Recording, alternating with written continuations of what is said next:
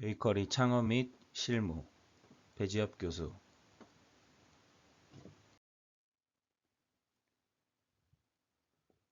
지난 시간에는 제과제빵의 개념과 제과제빵의 기기 그리고 재료과학에 대해 알아봤는데요.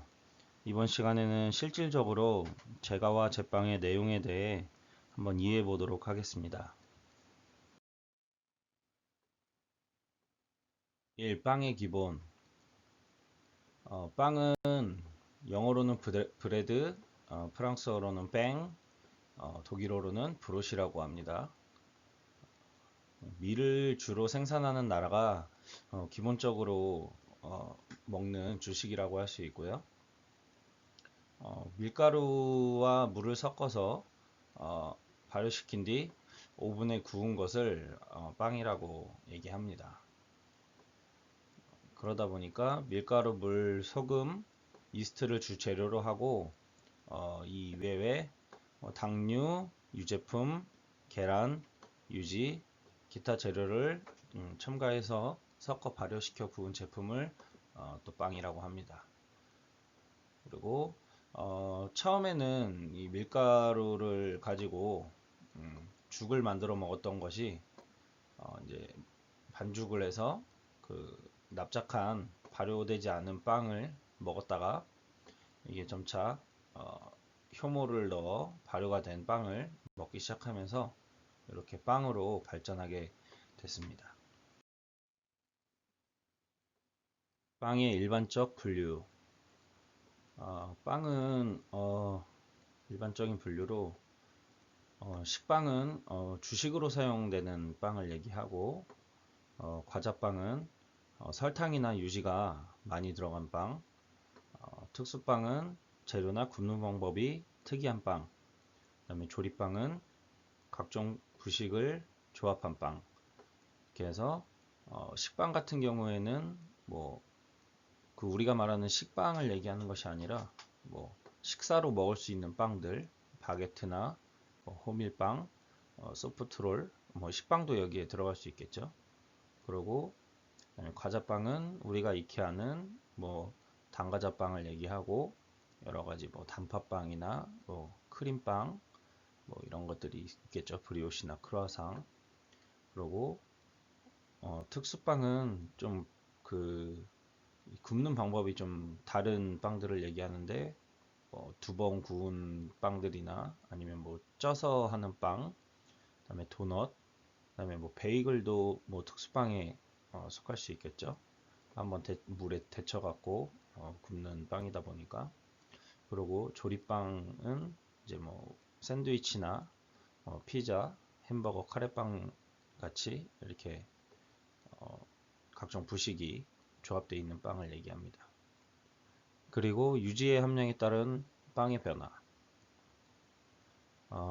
일단 기본적으로 빵은 물과 밀가루의 반죽에서 시작이 됐는데 이제 기본이 물, 바게트, 이스트, 소금 이렇게 시작을 한 바게트에서 이게 거칠고 하다 보니까 이게 유지나 이제 뭐 분유 이런 것들이 첨가되면서 식빵이 조금 더 부드럽고 그 다음에 단가자빵은 한 18% 정도의 유지가 들어가고 설탕량이나 다른 부재료들도 조금 더 들어갑니다.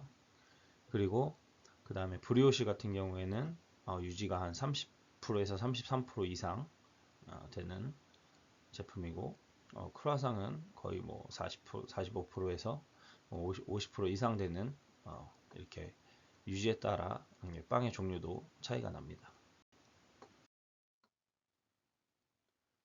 3. 빵의 맛을 좌우하는 첨가 재료가 뭐 여러 가지가 있는데 한 가지씩 볼게요. 일단은 설탕부터 볼게요.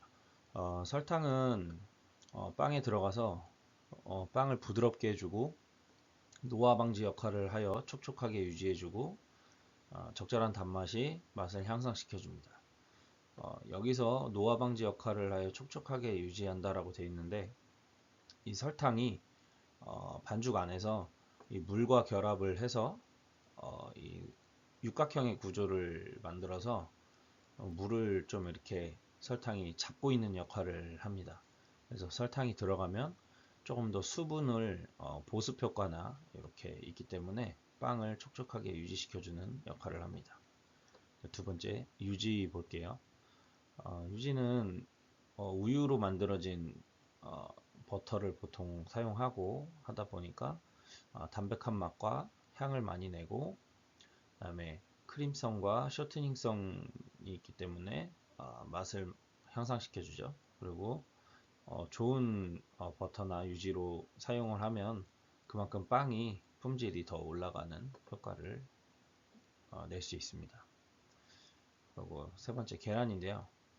계란은 계란이 들어가면 부드러움과 촉촉함을 느끼게 한다. 그리고 담백한 맛을 내고, 또 시각적으로 색이나 이런 것들이 좋아지기 때문에 또 시각적인 맛도 더 좋아집니다. 그 다음에 우유. 우유도 단백질이 많이 포함된 식품이기 때문에 담백한 맛과 향을 느끼게 해주고 촉촉함을 많이 유지시킵니다. 그리고 너트류. 너트류는 씹히는 맛과 향이 좋아서 고소함이나, 그 다음에 이제 이 빵에서 느끼지 못하는 이런 다양한 향과 그 식감이나 이런 것들이 더 좋은 고급 제품을 연상시키는 효과를 주고요. 그 다음에 이 넛류를 갈아서 이렇게 빵에 들어가게 되면은 이게 그 쫄깃쫄깃한 식감을 주는 부분이 있거든요. 그래서 그런 부분을 향상시켜주고, 그 다음에 뭐 헤이즐넛이나 뭐 이런 것들을 보면은 특유의 향이 있기 때문에 그 제품의 특성을 나타내 줍니다. 그리고 뭐 기타 계량제나 술 등이 들어가면 확실히 그 좀 더 복합적이고 다양한 향과 풍미가 제품의 질을 높여줍니다.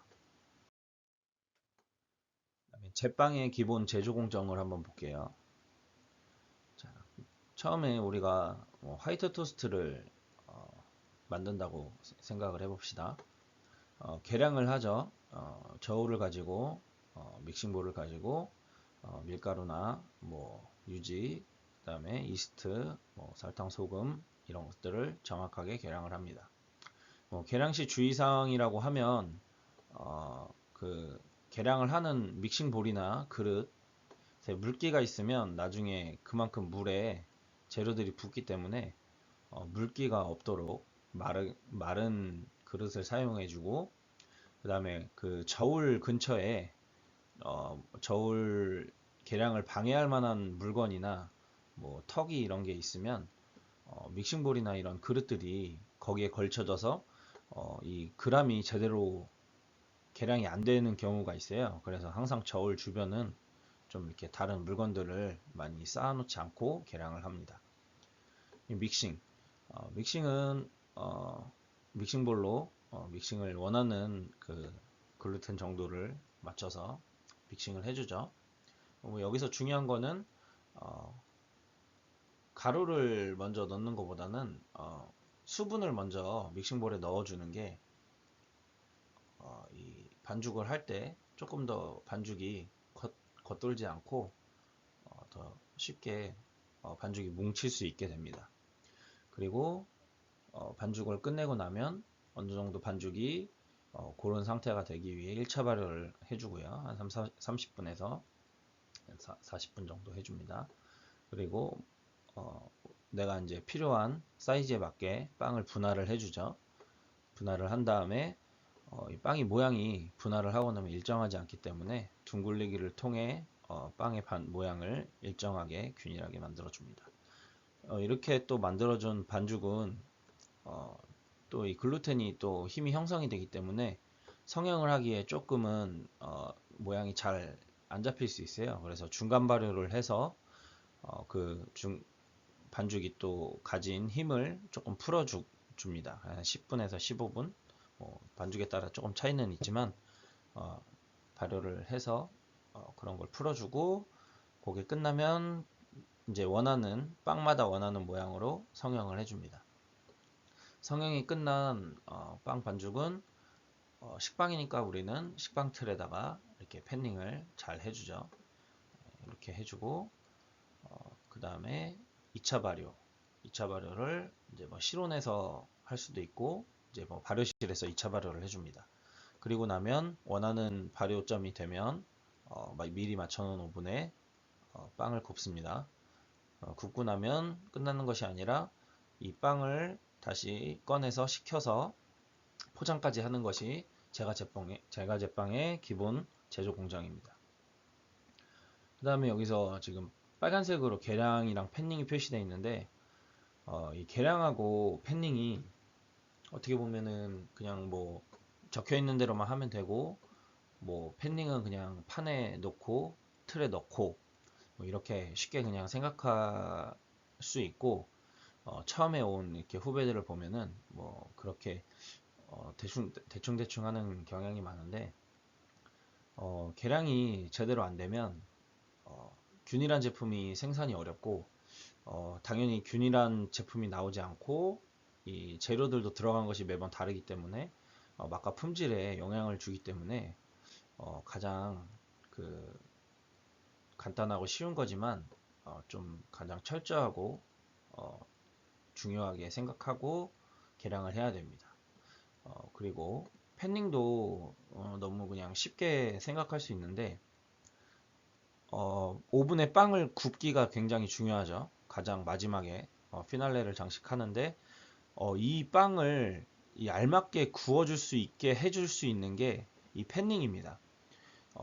그냥 굽는 것만 중요하고 오븐 온도를 맞춰놓는 것만 중요한 게 아니라 적당한 거리에 적당한 개수의 빵이 팬닝이 되어야 오븐 안에 들어가서도 고르게 열을 받고 또 고르게 색이 나고 또 오븐 스프링도 고르게 받을 수가 있어요. 근데 이 팬닝을 너무 좁게 하거나 너무 다닥다닥 하거나 또 아니면 한쪽은 너무 적게 하고 한쪽은 많게 한다. 이렇게 하면 빵이 어느 부분은 색이 안 나고 가운데 쪽 빵은 또 색이 안 나고 또 아니면은 적게 놓은 쪽은 먼저 타버리고 이런 이게 편차가 있는 빵을 구울 수 있기 때문에 생각보다 이 팬닝이 굉장히 중요합니다. 그래서 이 적절한 팬에 몇 개의 이 빵을 팬닝 하느냐도 굉장히 제과제빵에서 중요하니까 이 부분을 너무 간과하지 마시고 조금 신경을 쓰시면 좋을 것 같습니다. 그다음에 다섯 번째 제빵법에 대해서 한번 볼게요. 스트레이트법, 직접법이라고 합니다. 뭐 말 그대로 영어처럼 한 번에 모든 재료를 넣고 믹싱하는 방법이고 그냥 뭐 제일 간단한 방법이고 제일 많이 사용하는 방법이라고 할 수 있어요. 제조 공정이 굉장히 단순하고 그다음에 뭐 한 번에 하고 한 번에 넣고 하니까 노동력이 감소가 됩니다. 그리고 계량도 빠르고 작업도 빠르기 때문에 발효로 인한 손실을 많이 감소시킬 수 있고요. 대신에 이게 한 번에 넣고 다 돌려버리다 보니까 발효에 대한 내구성이 조금 약하고 중간에 뭔가가 문제가 생겼을 때 수정이 어려워요. 이게 한 번에 다 넣고 하기 때문에. 그리고 빵 자체가 노화가 좀 다른 제빵법에 비해 빠른 편입니다. 그 다음에 스펀지 도우법. 스펀지 도우라 하면은 반죽을 두 번 하는 방법인데 레시피의 일부분을 전반죽을 미리 만들어 놓고 그 반죽을 발효 먼저 시켜서 그 반죽과 나머지 재료를 가지고 다시 한번 반죽을 치는 방법을 스펀지 도우라고 합니다.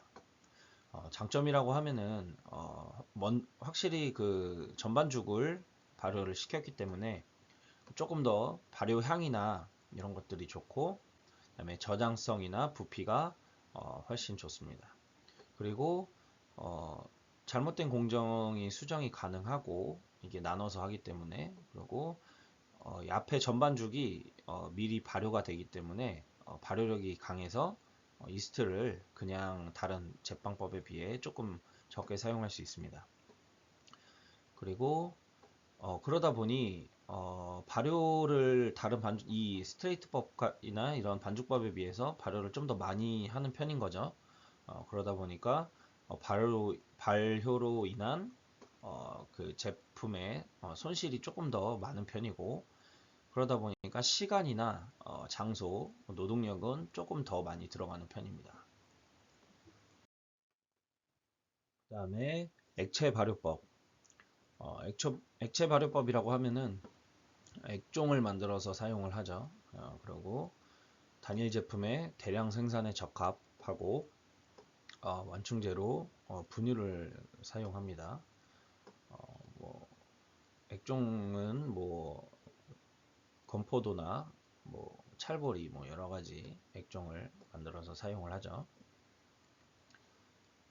그 다음에 연속식 제빵법이 있는데 이것은 대규모 공장에서 기계를 이용해서 단일 품목을 대량 생산할 때 많이 사용합니다. 이거는 설비 감소나 공간이 절약이 가능하고, 그다음에 뭐 대규모로 생산을 해야 되기 때문에 노동력 감소나 발효 손실을 많이 감소시킬 수 있죠. 대신에 이 초기 기기 설비 비용이 많이 듭니다. 그다음에 비상반죽법이 있는데 이 비상하면 이 단어 그대로 비상이에요. 이멀전시. 긴급한 상황에서 쓰는 방법이고, 뭐 시간을 맞춰서 빨리 이거를 작업을 해야 된다거나, 아니면 뭐 급하게 뭐가 문제가 생겨서 어, 빨리 생산을 빨리 맞춰야 될 때 사용을 하는 반죽법이고요. 반죽이 온도가 조금 더 높여주면 확실히 그 발효가 빨리 되겠죠. 그래서 반죽을 온도를 높여서 시간을 단축하는 방법이고, 뭐 조치 사항으로는 빨리 발효를 시켜야 되니까 이스트를 2배 정도 더 넣어줍니다. 그러면은 반죽 그 발효 시간이 더 빨라질 거고, 그다음에 물을 감소시켜주고 설탕량도 감소시켜줍니다. 그리고 전환 반죽 시간은 20%를 더 증가해서 반죽을 쳐주고, 반죽 온도는 평소보다 3도 정도 더 올려줍니다. 그리고 발효 시간은 이스트나 뭐 온도를 더 높였기 때문에 기존보다 발효 시간이 감소되겠죠. 그 다음으로 재반죽법, 노타임 반죽법, 뭐 찰리우드법, 냉동 반죽법, 오버나이트 스펀지법, 뭐 이런 것들이 있는데 뭐 그냥 이런 것들이 있다고만 아시면 될 것 같습니다. 그 다음에 빵의 보관, 빵의 보관, 통풍이 잘 되고 서늘하고 깨끗한 곳에 습기가 없는 곳에 보관을 하는 게 좋겠죠. 습기가 많으면 곰팡이가 잘 피기 때문에. 그리고 장기간 보관은 밀봉해서 이렇게 표면이 그 냉동실에 노출이 되면 수분이 빠지고 빵이 푸석해지기 때문에 꼭 밀봉을 해서 냉동 보관을 하는 것이 좋습니다. 그리고 냉동 보관을 했다고 해서 엄청 오래 보관이 되는 것은 아니기 때문에 가급적이면 빨리 사용을 하는 것이 좋습니다. 그리고 해동은 상온에서 한 15분에서 20분 정도 그냥 자연 해동된 다음에 먹는 것이 좋고, 뭐 가끔 보면 그 냉장고에 보관하시는 분들이 있어요. 근데 이게 냉장고에 보관을 하면 뭐 곰팡이가 생기는 거는 당연히 실온에 있는 것보다는 더 오래 안 생길 수 있지만, 이 빵을 냉장 보관을 하게 되면 이 빵 자체가 노화가 굉장히 빨라져요. 그래서 이 빵 결이나 빵의 이런 식감 뭐 이런 것들이 굉장히 실온에 있는 것보다 더 빨리 노화가 진행이 되기 때문에 가급적이면 빵은 냉장 보관하지 않는 것이 좋습니다. 대신에 이제 빵 중에 이렇게 생크림을 충전했거나 뭐 과일이 올라갔거나, 그 다음에 아니면 상하기 좋은 뭐 햄이나 뭐 여러 가지 조리빵들은 바로 먹지 않는다고 하면 뭐 빵 자체 도우의 노후화는 있을 수 있으나 그런 것들은 냉장고에 보관하기도 합니다. 그 다음으로 많이들 들어봤을 거고 많이들 궁금해할 수 있고 하는 르방에 대해 한번 볼게요. 르방이라고 하면 발효 종이라고 얘기를 합니다. 그래서 효모나 누룩 등 발효를 일으킬 수 있는 물질이고 이것이 자연적으로 밀가루에도 가지고 있기 때문에 이것을 물을 혼합해서 직접 천연 발효종을 만드는 것을 르방이라고 합니다. 대신에 르방은 이 밀가루에서 생성되는 물과 이렇게 반응을 해서 계속적으로 이 추가적으로 영양을 공급해주지 않으면 이 종이 죽어버리기 때문에 매일같이 일정한 밀가루와 물을 추가해서 영양을 공급해서 다시 그 발효 종이 영양을 가지고 이렇게 살아있을 수 있게 매일같이 신경을 써줘야 되는 단점이 있어요. 그러다 보니까 르방을 만들 때 딱 한 번 사용할 양을 만드는 것이 아니라 어느 정도 양을 만들고 그 양의 일부를 빵을 제조할 때 사용을 하고 그 다음에 남은 반죽으로 이것을 가지고 또 다음날 쓸 발효종을 또 밀가루와 물을 추가해서 양을 늘리는 작업을 매일같이 해줍니다.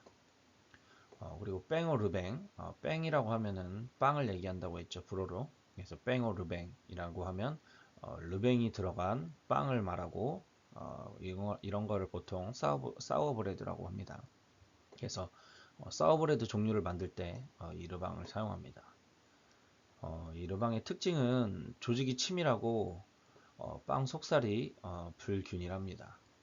그리고 특유의 강한 풍미와 약간의 신맛이 있는데 뭐 이 산이 좀 생성이 되기 때문에 이 산이 빵을 부드럽게 만들어주고 그다음에 르방 자체가 물과 혼합된 반죽이기 때문에 조금 더 촉촉한 빵을 안이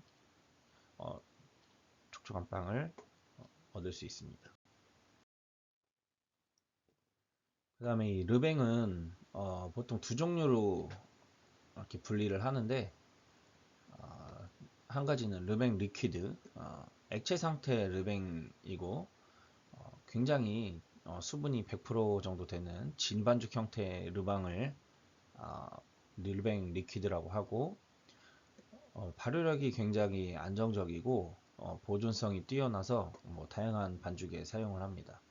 그리고 대신에 굉장히 질고 액체 상태이기 때문에 관리가 조금 더 까다롭다는 단점이 있고 부드럽고 촉촉한 반죽을 원할 때 더 많이 사용합니다. 수분 함량이 많기 때문에. 그다음에 르뱅 뒤르 요거는 조금 더 된 반죽에 수분이 한 50% 정도의 된 반죽에 르뱅이라고 할 수 있고 맛이 강하고 신맛이 굉장히 강한 편입니다. 그리고 바게트나 깜빠뉴 등 좀 단단하고 형태를 좀 유지해야 되는 빵에 넣어서 요 리퀴드보다는 조금 더 단단하기 때문에 모양을 잡아줄 수 있죠. 그리고 발효력이 훨씬 좋기 때문에 볼륨이 좋아야 되는 빵, 모양이 좀 잘 나와야 되는 빵에 사용을 합니다. 여기까지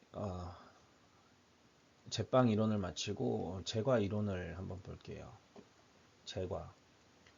제과라고 하면 쿠키, 케이크, 파이, 뭐 캔디, 뭐 이런 것들 빵을 제외한 다른 베이커리 제품을 다 제과라고 하죠. 제과의 분류는 여러 가지가 있는데 일단 팽창 형태에 따른 분류를 볼게요.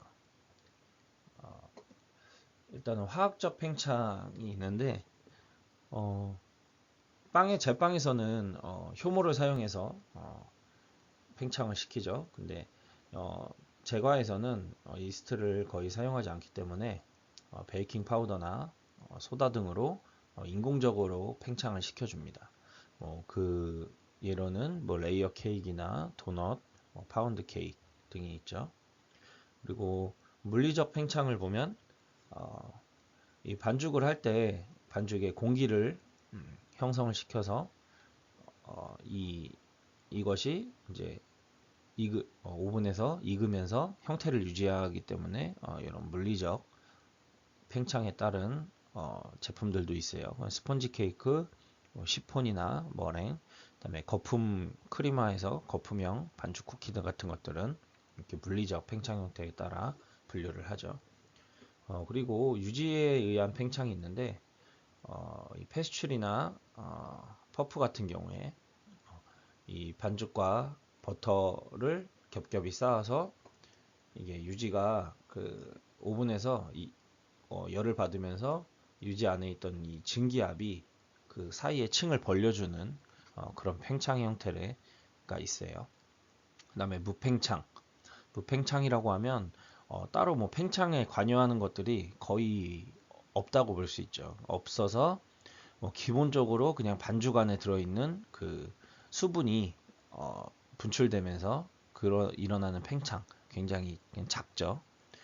그래서 뭐 쿠키나 비스킷 뭐 이런 것들이 무팽창 제거라고 할 수 있고, 그다음에 뭐 여기서 보면 이거는 화학적이고 물리적이지 않나라고 하는데 이렇게 두 가지 이상이 혼합된 경우도 많이 있어요. 그래서 베이킹 파우더도 쓰면서 또한 또 물리적으로 반죽에 공기도 형성하는 그런 반죽들은 복합 팽창이라고 얘기를 합니다. 그다음에 가공 형태에 따른 분류를 볼게요. 케이크류, 데코레이션 케이크, 그다음에 공예 과자, 초콜릿, 캔디류 뭐 이렇게 있는데 가공하는 형태에 따른 건데 케이크류는 뭐 보통 양과자나 뭐 생과자, 그다음에 뭐 페이스츄리류 뭐 이런 것들을 얘기합니다. 그리고 데코레이션 케이크류 이런 것은 기본 제품에 장식을 추가로 하는 것들을 데코레이션 케이크류라고 하고, 그다음에 공예 과자 먹지 못하는 공예용으로 만든 과자들도 있어요. 그래서 전시용이나 이런 것들로 사용하고, 그다음에 초콜릿 종류 뭐 이런 초콜릿 과자 여기서 과자라고 하면은 그 제품 종류를 그냥 제품을 얘기를 하는 거예요. 그래서 무조건 그 바삭바삭한 과자를 얘기하는 것이 아니고, 그다음에 캔디류 설탕으로 만든 종류 디저트들을 또 캔디류라고 합니다. 그다음에 생산 방법에 따른 분류 볼게요. 반죽형, 거품형, 수분 함량, 그다음에 익히는 법, 뭐 지역적 특성 이렇게 있는데 반죽형은 이제 뭐 레이어 케이크나 파운드, 마들렌 그냥 반죽을 이렇게 섞어서 만드는 케이크들을 말하고, 거품형은 이제 스펀지 케이크, 머랭, 시폰처럼 흰자를 거품을 올려서 계란을 거품 올려서 만드는 방법이 있죠. 그다음에 수분 함량이 좀 많은 과자들은 30% 이상을 생과자라고 하고, 또 5% 미만은 건과자라고 해서 분류를 합니다. 그다음에 뭐 익히는 방법도 되게 다양한데 그냥 오븐에 구운 것도 있지만 뭐 도넛이나 이렇게 뭐 꽈배기처럼 튀긴 제품도 있고, 그다음에 냉가라고 해서 얼린 제품들도 있죠. 그 뭐 무스 케이크나 바바로아, 그다음에 뭐 아이스크림 같은 경우에도 어, 이렇게 익히는 법에 따라 나눠질 수 있습니다. 그다음에 지역적인 특성. 이거는 뭐 나라별로 뭐 과자를 부르는 방법이 다르기 때문에 그런 부분들 한국은 한과, 그다음에 뭐 일본은 화과자, 그다음에 뭐 서양은 양과자 뭐 이런 식으로 구분을 합니다. 다음으로 제과 반죽법에 한번 볼게요. 반죽형 반죽으로는 크림법, 그다음에 블렌딩법, 1단계법, 설탕 물 반죽법 이렇게 있는데 하나씩 볼게요. 크림법 유지 설탕 달걀로 크림을 만들어 가루를 섞는 방법. 굉장히 많이 사용하죠. 뭐 파운드부터 시작해서 뭐 여러 가지 쿠키도 그렇고 많이 사용을 합니다. 어, 크림법을 보면 어려워하는 친구들이 많아요. 그리고 후배들도 보면은 뭐 이거 얼마나 올려야 돼요? 뭐 몇 프로를 올려야 되죠? 뭐 이렇게 질문을 하는데 이게 뭐 몇 프로다, 몇 얼마나다 이렇게 말하기가 굉장히 난해하죠. 그런데 이게 포인트를 주자면 우리 버터나 이런 마가린 이런 것들은 약간 노란색이나 상아색 이렇게 색깔을 띠고 있죠. 근데 이것이 어, 색은 보통 물감을 섞이면 점점 검정색에 가까워지게 어두워지죠. 그리고 빛은 여러 가지가 섞이면 섞일수록 밝아지는 특성이 있어요. 그래서 빛은 우리가 무지개가 7가지가 다 섞이면 빛이 투명하게 안 보이는 빛이 되죠. 그런 것처럼 이 크림화라는 것은 유지 유지 안에 설탕 입자가 포집을 하면서 어, 그 유지 안에 그 공기층을 형성을 시켜주는 거거든요. 그래서 유지 안에 공기가 섞이는 거기 때문에 크리마가 되면 될수록 빛이 섞일수록 밝아진다고 한 것처럼 색이 연해집니다. 그래서 크리마를 하는 반죽을 보면 처음에 노란색 버터가 설탕하고 크리마를 하면 할수록 점점 상아색, 그 다음에 점점 밝은 색으로 변하는 걸 볼 수 있을 거예요. 그래서 내가 만약에 크림법을 친다. 그러면 이 반죽은 이 정도로 친다고 하면 그 색깔을 좀 잘 기억하고 봐두면 나중에 그 포인트를 이 정도면 내가 원하는 크림이 완성이 되었다. 이렇게 알 수 있으니까 그런 것도 팁으로 알고 있으면 나중에 굉장히 도움이 많이 될 겁니다. 그 다음에 블렌딩법.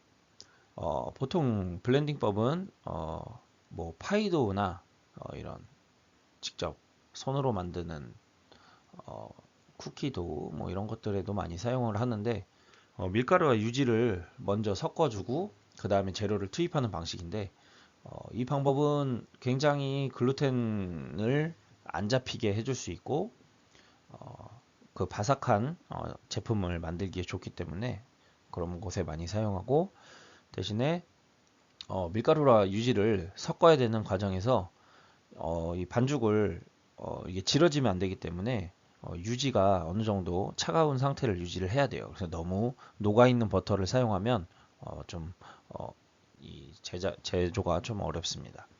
1단계법 한 번에 다 넣고 반죽을 치는 방법이고 제빵에서는 스트레이트법이라고 생각을 하시면 됩니다.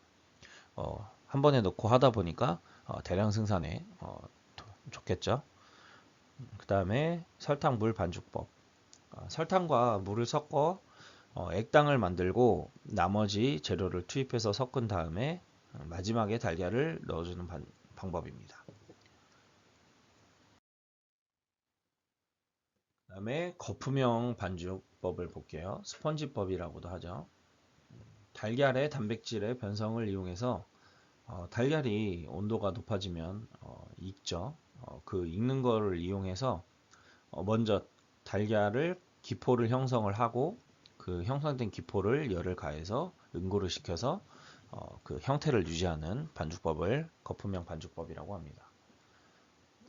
많이들 들어봤죠? 공리법, 변리법, 단단계법, 시범법 뭐 이런 식으로 있는데 공리법, 변리법 헷갈려하는 친구들 많아요. 근데 간단하게 생각을 해볼게요. 공리법이라고 하면은 그냥 달걀에 설탕으로 그 달걀 자체를 기포를 내주는 방법을 공리법이라고 해요. 그 다음에 변리법. 차이점은 별립이죠. 그냥 흰자와 노른자를 분리해서 따로 거품을 내는 것이 변리법이에요. 그래서 둘 다 계란을 가지고 거품을 내는 방법이긴 하나 공리법은 그냥 달걀과 설탕을 통째로 변리법은 흰자와 노른자를 따로 분리해서 거품을 내는 방법이에요. 이렇게 돼 있고 단단계법 한 번에 거품을 내는 방법이고 요거는 뭐 스트레이트법이랑 비슷하다고 생각을 하시면 됩니다. 그 다음에 마지막으로 시폰법이 있는데 요것은 노른자는 굳이 거품을 내지 않고 계란 흰자만 거품을 내서 나머지 재료들을 혼합하는 방법입니다. 이때는 시폰법은 흰자만 이렇게 올리고 나머지를 섞다 보니까 나머지 반죽들이 미리 잘 섞여 있어야 흰자가 거품을 죽지 않고 이렇게 어느 정도 형태를 유지하는 반죽을 칠 수 있습니다. 그다음에 제품별 적정 반죽 온도. 레이어 케이크 22도에서 24도, 파운드 케이크 20도에서 24도, 그다음에 거품형 케이크 22도에서 25도, 파이 퍼프 페스츄리 18도에서 한 20도, 그다음에 슈 40도 정도. 항상 이 제품의 온도를 재고 작업을 하기는 굉장히 어려워요. 어렵지만 이렇게 적정 반죽 온도가 정해져 있는 이유는 제품마다 모양이나 원하는 형태 이런 것들이 다 다른데 이 제과 같은 경우에 유지를 많이 사용하다 보니까 이 온도에 따라서 제품의 그 반죽의 물기가 많이 차이가 날 수 있기 때문에 이 가급적이면 이 온도 안에 들어오게끔 생산을 하는 것이 좋고 보통은 이 반죽 온도를 맞추기 위해서 계절에 따라서나 그 날씨 아니면 그 제과실의 온도를 잘 맞춰야 되고 또한 온도가 많이 높거나 뭐 한다고 하면 버터나 이런 것도 사용할 때 조금 더 차가운 버터를 사용하거나 이런 식으로 반죽의 온도를 조절해 줄 수가 있습니다. 여기서 파이 퍼프 페스츄리 보면 조금 낮은 편이죠. 요거는 그만큼 버터량이 많기 때문에 작업이 높아지면 어려울 수 있어서 조금 낮은 편입니다. 그리고 슈는 한 40도 정도. 너무 차가우면 짜기가 힘들게 굳어버리고 또 너무 뜨거우면 반죽이 아예 익어버릴 수가 있겠죠. 자, 마지막이에요. 지루하고 힘들죠? 마지막으로 반죽의 비중을 볼게요. 비중이라고 하면 보통 우리가 물로 척도를 나타내는데 물의 비중이 1이에요. 그래서 물의 일정 공간 안에 얼마나 있느냐가 반죽의 비중이라고 할 수 있고 그러다 보니까 그 물의 비중을 비율로 여기 식을 보면 비중은 같은 부피의 물 무게 분의 같은 부피의 반죽 무게 이렇게 되어 있는데 어렵게 생각하지 말고 내가 무슨 컵을 갖고 있다. 그럼 이 컵 안에 물이 뭐 이만큼이 들어간다. 그러면 이 컵을 꽉 채웠을 때 이 물의 그람하고 반죽을 채웠을 때의 이 무게는 달라요. 왜냐하면 물은 밀도 있게 차 있지만 반죽은 종류에 따라서 기포를 형성하고 있기 때문에 공기가 그 자리를 메운 만큼 무게가 줄어들게 돼 있어요. 그래서 그것을 그 차이를 비중이라고 하고 제품별 적정 비중이 있기 때문에 요것을 이 정도 차이가 나는구나 라고 생각을 하시면 되고 정 재보고 싶다 그러면 어떤 내가 원하는 컵을 가지고 그 컵에 물을 꽉 채웠을 때 무게를 재고 그 다음에 그걸 1로 잡는 거예요. 그걸 1로 잡고 그다음에 같은 그 컵에 반죽을 꽉 가득 채웠을 때 그 비율을 보면 내가 지금 친 반죽이 어떤 비중인구나 이거를 확인할 수 있어요.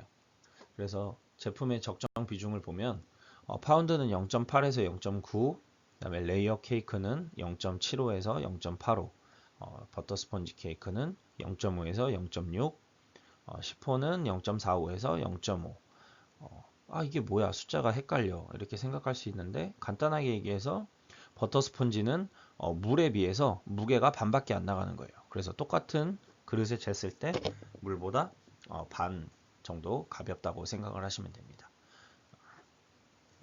여기까지 제가 이론을 마치고 그 다음 주에는 이 창업과 관련된 내용을 공부를 해보는 걸로 진행을 해보겠습니다. 지루하게 이렇게 이론 수업이 길게 있었는데 끝까지 들어주셔서 감사합니다. 이상입니다. 그리고 여기 보면은 출처에 빵, 과자, 백과사전이란 책이 있는데 이 책은 이 제과 제빵에 관한 단어들에 대한 뜻을 정리해 놓은 사전이라고 보시면 돼요. 그래서 굉장히 내가 궁금해하는 단어, 그 다음에 궁금해하는 제품, 이게 뭐 어원은 어떻고 어떻게 만들어졌는지, 그리고 어떻게 이게 어떤 건지에 대해서 자세히 적혀 있으니까 그런 게 많이 궁금한 친구들이 있다고 하면은 이 책을 사봐서 보시는 것도 좋을 것 같습니다. 이렇게 가격도 비싸지 않고 생각보다 괜찮은 책입니다.